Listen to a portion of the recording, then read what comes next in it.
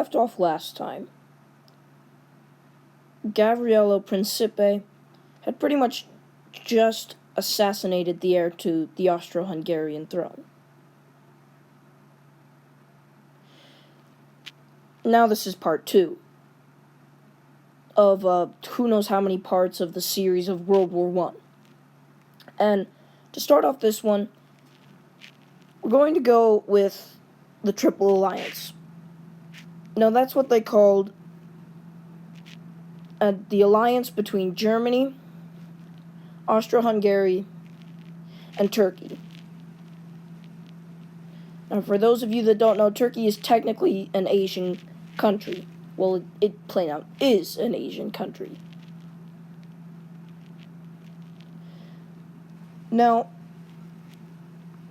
after Tsar Nicholas II is crowned King of Russia in 1844, which, Tsar did not particularly want that position. He did not want to be king. He liked being inside a higher position of power, but he didn't like being inside the highest position of power.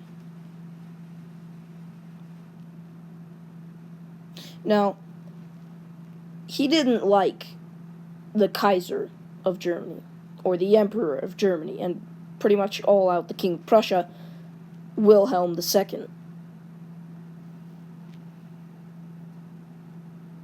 So, pretty much, as he becomes king, Russia slowly becomes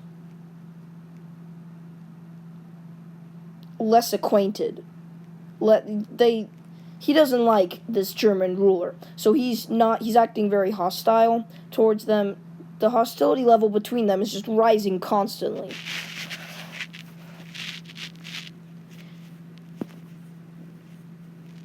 And then after the assassination, early July-ish, in 1914, on July 28th, 1914, Emperor Franz Joseph of Austria-Hungary declares war on Serbia after the assassination of his cousin, who would have taken his position as king, emperor, as they call it.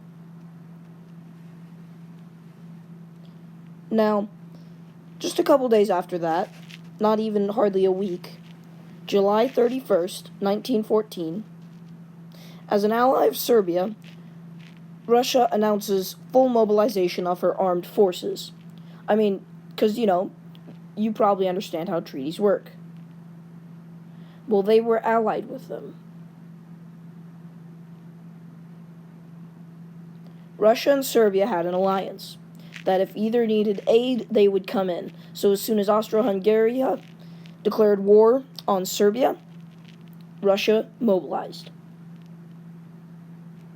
But it would take, actually, a couple months, not 4 months or something like that, but more than at least 2 months to get its forces fully mobilized to the point that they could have a full-scale war and that they could easily probably defeat Austro-Hungary, with Serbia's help too, but either way they could. And the day, not that long after, in August 1st, 1914,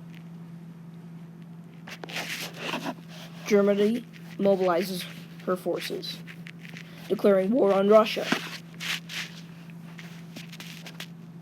Now, after declaring war, they're ready to mobilize their forces.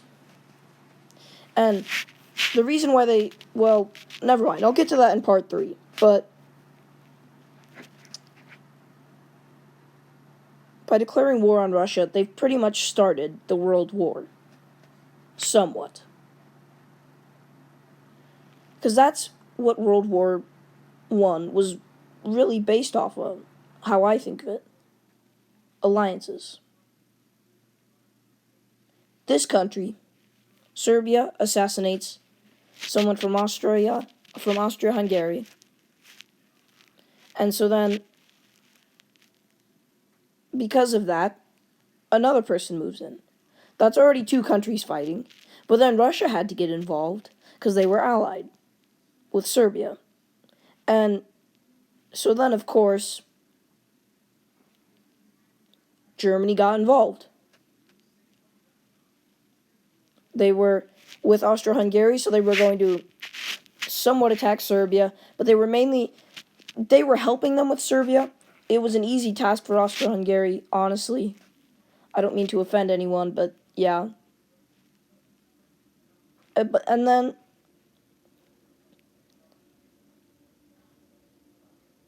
it's just, now you have all of these people fighting.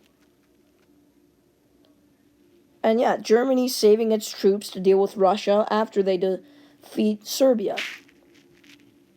But to be truthful, Germany really couldn't take down Russia by itself.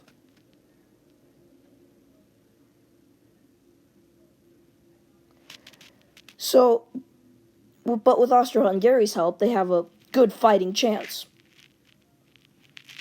So, instead of helping them a whole lot with defeating Serbia, they just pretty much tell Austro-Hungary to hurry it up. Get rid of Serbia. It should not be this hard. Get rid of them, and then we can have both of our forces focused on Russia.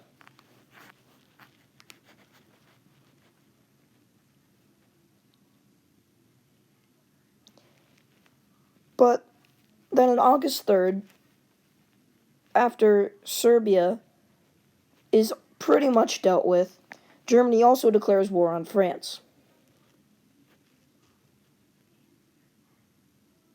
And pretty much, that pretty much means that France has declared war on Germany. So I won't get more into that.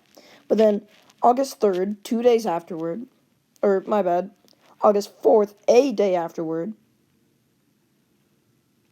Germany declares war on yet another country, Belgium. Germany is the one that pretty much took this out of hand. They declared war on France, Belgium, Russia, Serbia. They're going everywhere. They're taking care of everyone. And they're leading it into a world war.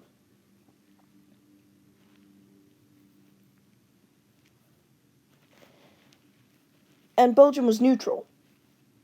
But their plan for France, which was meant to pretty much take care of them in a matter of weeks and then move, once again, all of their forces to Russia,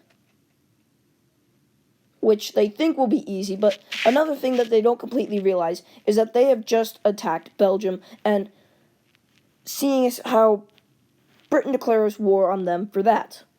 Once again, because Germany declared war on Belgium, neutral Belgium, Britain must get involved because they're allied. Germany has now just led another country into war. So now it won't be a matter of weeks, no. It will now be a matter of years.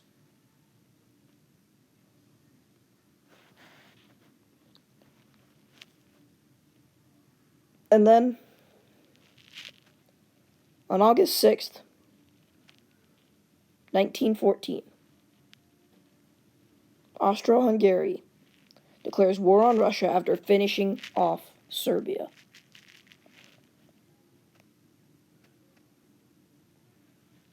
They are finally entering a world war.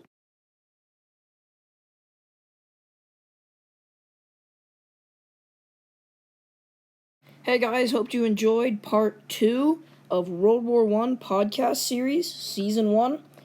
As I said, I will release part 2, sometime this week, as I have, maybe a little late, but, I will try and release part 3 next week.